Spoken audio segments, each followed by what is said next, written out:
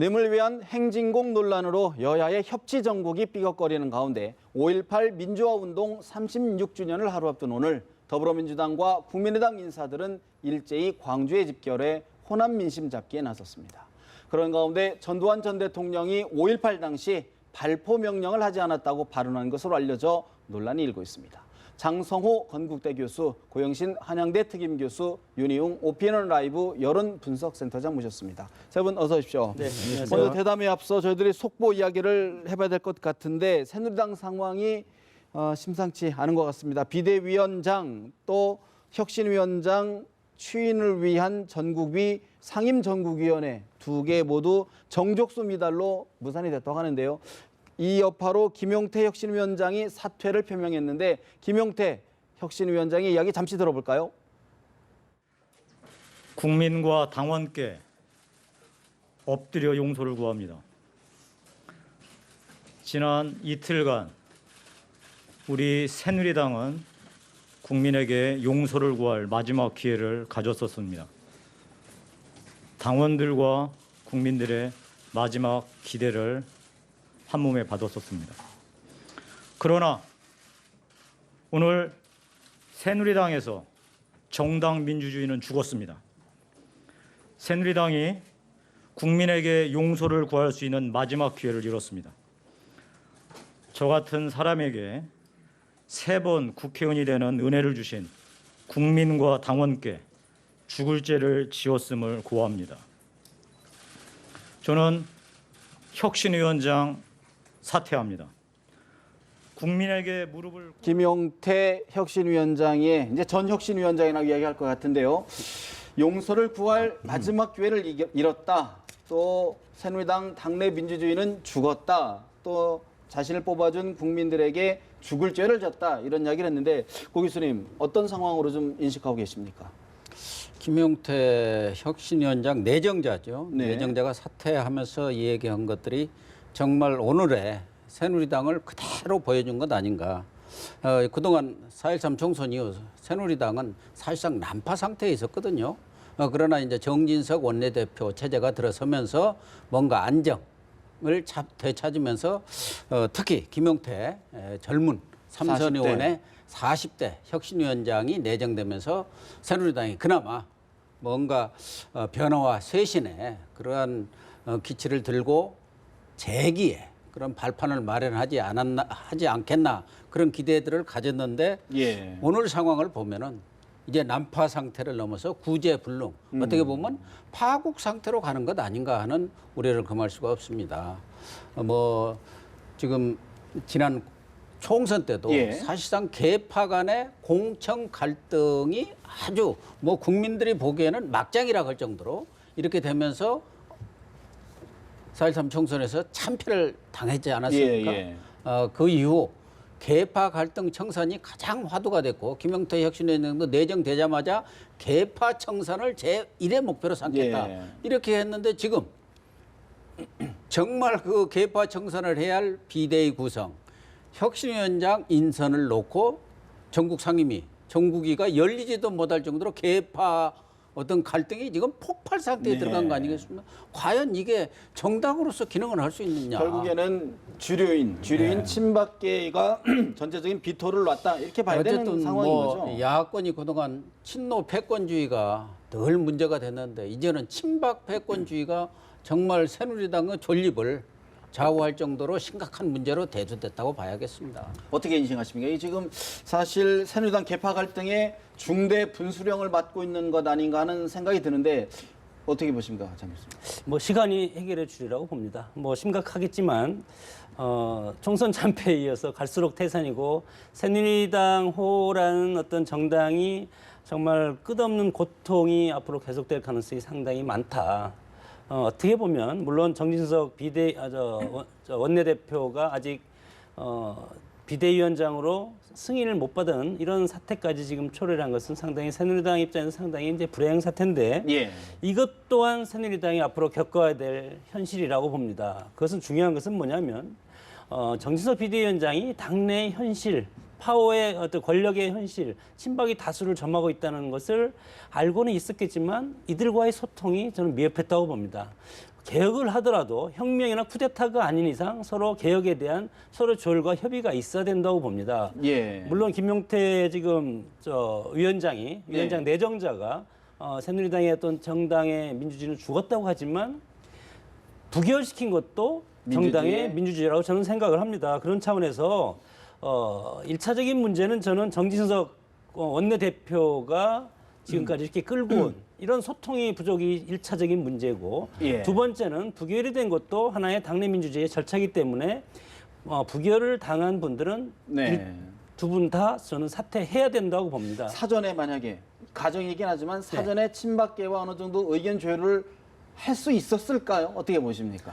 그런 건 뭐 누구를 몇 명 네. 쿼터를 하는 것이 아니고 네. 이런 방향으로 가겠다. 이런 식으로 해서 사전 어차피 동의를. 현실은 개파가 공존하고 있지 않습니까? 친박, 비박, 친박이 다 장악하고 있다는 거 이렇게 비박이 주장하는 것도 친박, 비박이 엄연히 있는 이 현실이기 때문에 이런 것을 물밑에서 충분히 대화를 할 수 있지 않습니까? 이런 것이 서로 어떤 포용하고 서로 대화하고 앞으로 당을 재건하는 예. 그런 모습이고 국민들한테 보여주는 것은 2차적이라고 봅니다. 네. 그래서 어떤 혁신위원장을 해놓고 했을 때는 사람이 자기 머리를 자기가 깎을 수 있겠습니까? 혁신위원장 정도면 비대위원장 정도면 겸직하는 것보다도 저는 외부에서 들어오는 것이 훨씬 더 좋았다고 애초에 주장도 했었는데 그것부터 저는 첫 단추를 잘못했다고 어긋났다. 봅니다. 네.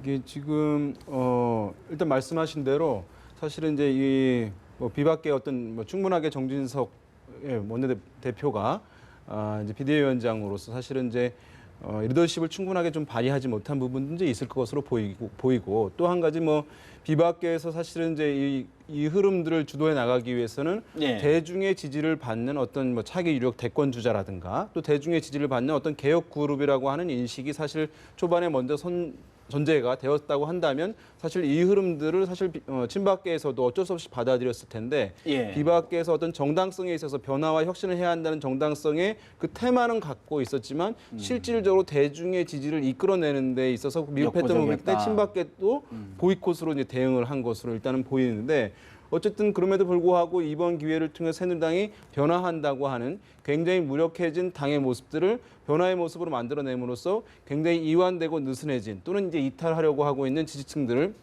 복원할 수 있는 이제 기회를 만드는 것이었는데 예. 지금 보여준 모습은 사실은 선거에서 참패한 정당의 모습이라기보다는 그러한 절박감을 가진 모습이라기보다는 선거에서 승리한 정당 그래서 네. 어떤 전리품을 놓고 싸우는 듯한 모습으로 대중들에게 비춰질 수밖에 없는 것이거든요. 네. 그런 면을 봤을 때 선거 과정에서 보여줬던 공천 파동, 그로 인한 어떤 지지층과 대중들의 부정적 인식, 그것이 예. 이번 사태로 2차적으로 영향을 줄 드러났다. 것으로 보이고요. 사실 이제 이 부분이 이제 나아가서 새누리당 같은 경우에 상당히 이제 지금 비박계에서는 뭔가 해도 이거 당내에서 뭔가 기능을 하기 어렵다고 하는 인식을 줄 가능성이 있어서 양쪽 세력의 어쨌든 그 틈을 네. 더욱더 벌어지게 벌어지게 하면서 하는. 훗날 아무튼 매우 상징적 사건으로 이것이 기록될 사실 가능성이 커 지금 보입니다. 정진석 의원 측, 비대위원장 측은 친박의 자폭 테러로 새누리당이 공중분해됐다. 결국 이제 정진석 비대위원장 원내대표의 리더십이 타격을 받는 거 아닌가 싶은데. 타격 정도가 아니라 정진석 원내대표 체제를 지금 부정한 거죠. 심하게 얘기하면은. 그래서 이 혁신위와 비대위도 원래 혁신 비대위로 하는 게 맞다는 게 대다수 일반 국민들이라든가 이런 정치권 쪽의 얘기들 아니었습니까? 그래야 힘있게 네. 추진을 하는데 이 부분에 있어서도 그동안 한 달여 동안 관리형으로 가느냐 실세형으로 가느냐 장명하다가 골든타임 다 놓치고 결국은 친박들의 생각대로 두 트랙으로 갔어요. 예. 두 트랙. 친박들은 그렇게 될 경우 혁신 비대위로 갈 경우 그런 총선 패배의 책임 문제라든가 이런 네. 것들을 좀 희석시키기 위해서 두 트랙으로 가렸는데 그 또 두 트랙으로 가려다 보니까 혁신위는 있으라 만한 거 아니냐. 비대위 아래 하나의 산하 기구로 들어가서 혁신위가 그 일을 해봤자 비대위가 받아주지 않는다든가 또 의원총회에서 친박들이 많기 때문에 받아주지 않을 경우 그건 하나마나 예. 그냥 뭐 모양새다 이런 얘기가 나오면서 그러면은 새누리당이 황골탈퇴할 의사가 전혀 없다 이런 비판 속에서 정진석 원내대표로서 뭐 본인의 얘기인지는 모르지만 고도한 결단 저는 적어도 정진석 원내대표가 당분간 그동안 쉬기는 했지만 사선 의원입니다. 연륜이 그렇다 한다면은 청와대 측이라든가 뭐 다른 친박 비박에 또 논의를 할 만한 분들하고는 어느 정도는 뭐 완전한 합의는 이르지 못했더라도 어느 정도는 저는 최소한 논의는 했지 않겠나. 그런데 지금 그럼에도 그런 불구하고 차원에서 이제 좀 혁신위를 예. 뭐 좀 독립성도 부여하고 정말 혁신을 할 수 있는 모양새를 갖춰주겠다 했는데 이걸 지금 친박 쪽에서 입맛에 안 맞다 해서 싹 뒤엎어버렸단 말이에요. 판을 지금 엎어버린 거 아닙니까? 예. 그러니까 정진석 측에서는 이건 자폭태래다. 새누리당 공중벌이다. 뭐 우리 패널보다도 더 심한 얘기를 지금 하고 있지 않습니까? 예. 사실이 이런 상태로 갈 경우 여권발 정계 개편 그동안에 뭐 물밑에서 여러 이 얘기들이 나왔습니다만은 정계 개편 가능성도 부인할 수 없죠. 없다. 어떻게 보십니까? 글쎄요, 뭐 상임 전국이 53명 중에서 21명이 참여했고 회의에 예. 그리고 전국이도 850명 중에서 70여 명 이하로 훨씬 더 적게 이렇게 해서 이제 부결이 됐는데 네. 전진석 성립이 안 된 거죠. 예, 예. 성립이 안 돼서 이제 부결된 거 아닙니까? 이렇게 봤을 때는 정진석 원내대표 측에서 얘기하는 친박 자폭 테러 좋습니다. 친박 자폭 테러건 아니면 당을 아끼는 당원들이 이거에 대해서 부결시킨 것은 어느 거나 친박이든 아니든 그것이 지금 중요한 것은 아니다. 당에서는 이걸 부결된 것은 어차피 혁신비대위나 혁신위원회나 비대위가 내부에서 하는 것은 안 된다는 것으로 저는 부결시킨다고 봅니다. 이렇게 봤을 때 비대위원장하고 혁신위원장은 당연히 사퇴해야 된다고 봅니다. 예. 이런 다음에서 외부에서 들어오고 모르겠습니다. 원내대표 자체가 사퇴할지 그것은 이제 정진석 원내대표가 결정할 일이고 예. 그것은 본인이 이 정도로 자폭 테러라고 얘기할 경우는 여기서 같이 못하겠다는 거 근데 뭐 아닙니까? 당내 상황 그렇다 치더라도요. 예를 들어서 국민들이 보기에 새누리당을 보는 지지층이든 지지하지 않는 층이든 국민들이 보기에 이 상황이 굉장히 혼란스러울 것 같은데 그럼에도 그런 국민들의 시선에도 불구하고 이렇게 판을 깰 만큼 그런 심각한 상황이었다 이렇게 봐야 될까요? 뭐 심각한 상황은 저는 심각한 상황이라고 봅니다. 자기들 내부에서 어떤 권력 투쟁이라든 권력 구조 내에서 봤을 때 상당히 심각하고 그리고 항상 친박 비박이 경쟁적으로 싸워왔지 않습니까? 특히 네. 지난 공천 과정에서 서로 적처럼 싸워왔는데 상대방한테 나의 미래를 맡길 수 없다는 겁니다. 그렇기 때문에 애초에 했으면 네. 상대방이 비대위에서 혁신위에서 혁신안을 보냈을 때 전대에서 이것을 채택을 하지 않으면 또 김문수 비대위처럼 아무것도 얻을 수 없는 거 아닙니까? 이런 차원에서 네. 서로 총질을 할 수 없는 외부에서 이것을 맡아야 된다고 봅니다. 이게 지금 보면은 이제 이번 사태가 왜 일어났는가 봤을 때 2개월 후에 있을 전당대회에서 친박계가 당권에 대해서 당권을 확보하려고 하는 강한 사실 의지를 보였다라고 일단 정치적으로 해석할 수 있을 것 같습니다.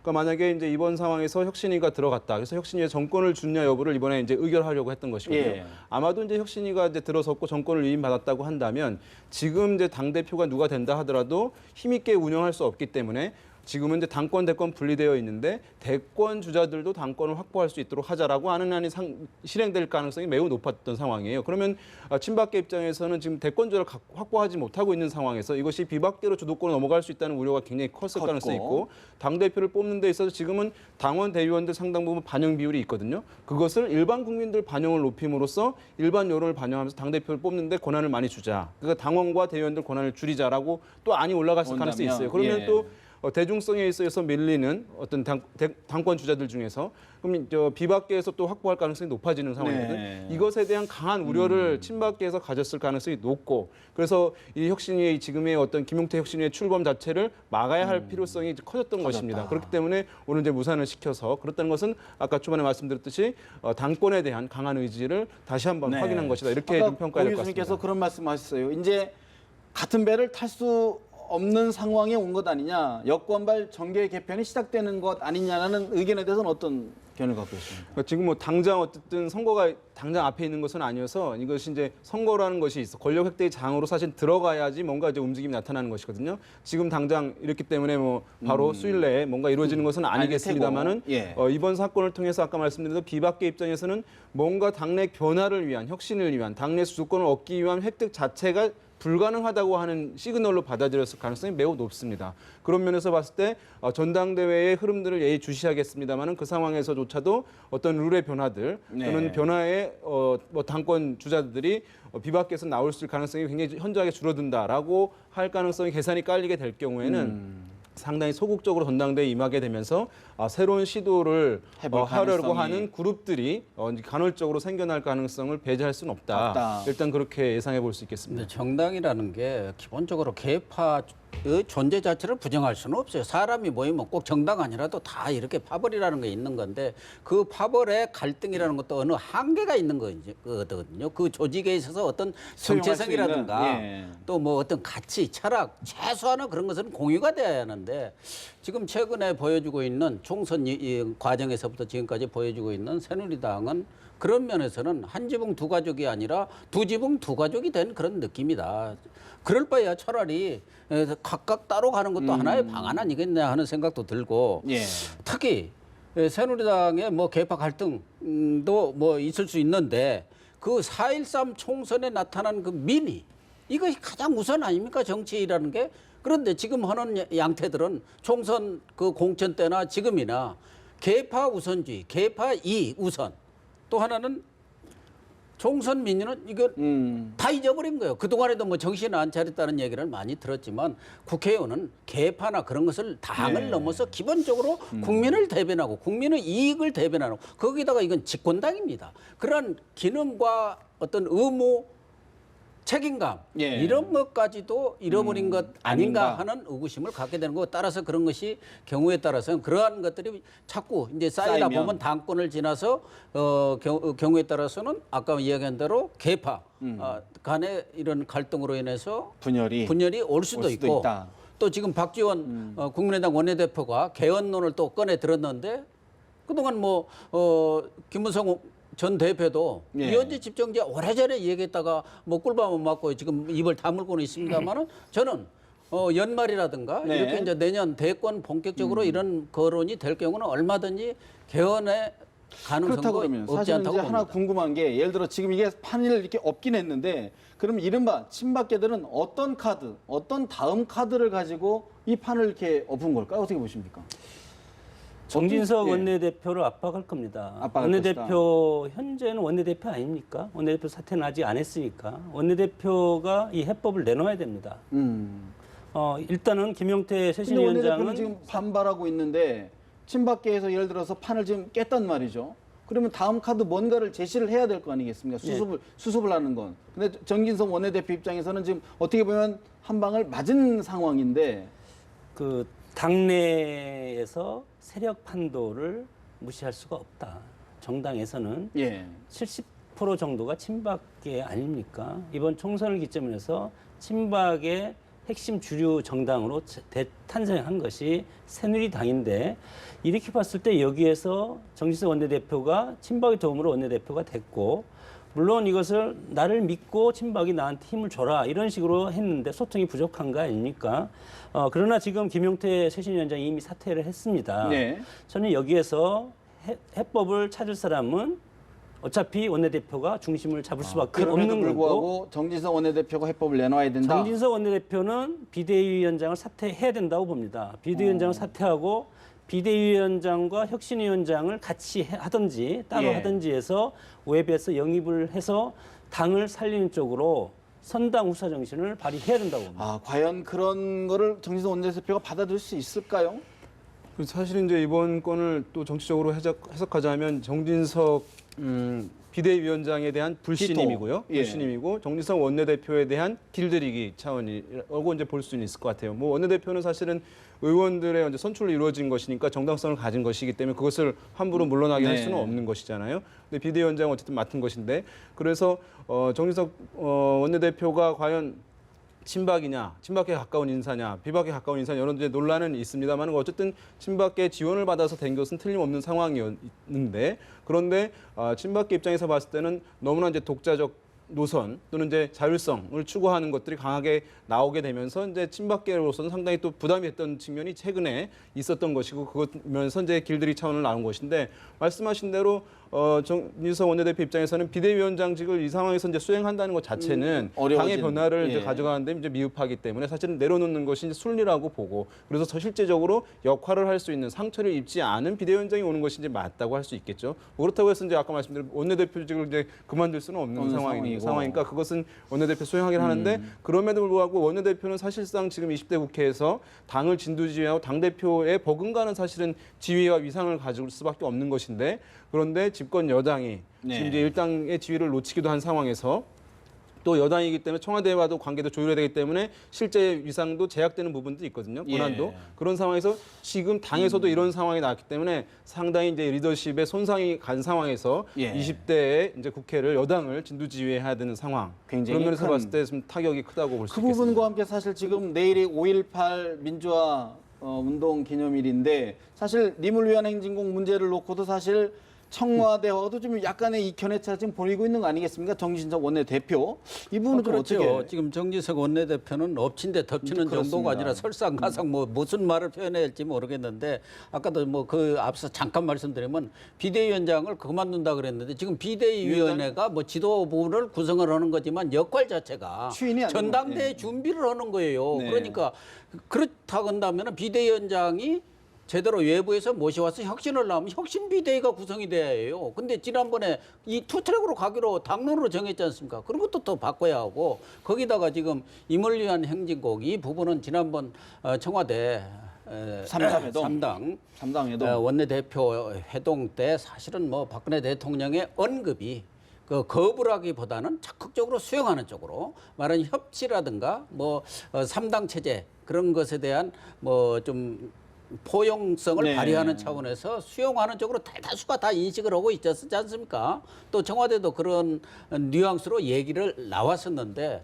지금 박승춘 보훈처장이 이거 안 된다 해갖고 이렇게 무산이 됐는데 과연 박 보훈처장의 개인적인 의견으로 청와대를 거부를 하면서 자기 의지를 관철했다고 믿는 사람도 별로 없지 않습니까? 차관급인 보훈처장이 과연 그랬을까? 네, 그래서 정말 야권에서도 뭐 반발을 많이 하고 있고 또 광주라든가 호남 또 그 5.18 관련 단체들도 여러 가지 반발을 하고 있는 상황이어서 뭐 임을 위한 행진곡 자체가 매년 이렇게 논란이 되는 것도 큰 문제지만 과연 앞으로 전국이 어떻게 흘러갈 건가 참 걱정입니다.